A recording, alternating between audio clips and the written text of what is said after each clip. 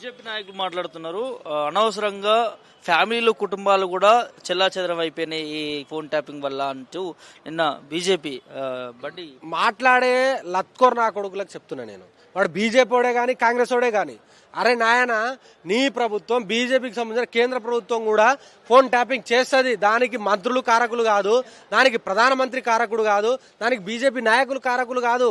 అది ఆల్టర్నేటివ్గా ఎస్బీ వ్యవస్థ, ఇంటెలిజెన్స్ వ్యవస్థ, దానికి సంబంధించిన గూఢాచార వ్యవస్థ చేసే పని చేస్తూనే ఉంటుంది. లేకపోతే మన దేశంలో టెర్రరిస్టులను ఎట్లా పట్టుకుంటాం, మన దేశంలో నక్సలైట్లను ఎట్లా పట్టుకుంటాం, మన దేశంలో డకాట్లను ఎట్లా పట్టుకుంటాం, మన దేశంలో దొంగలను ఎట్లా పట్టుకుంటాం భయ్యా?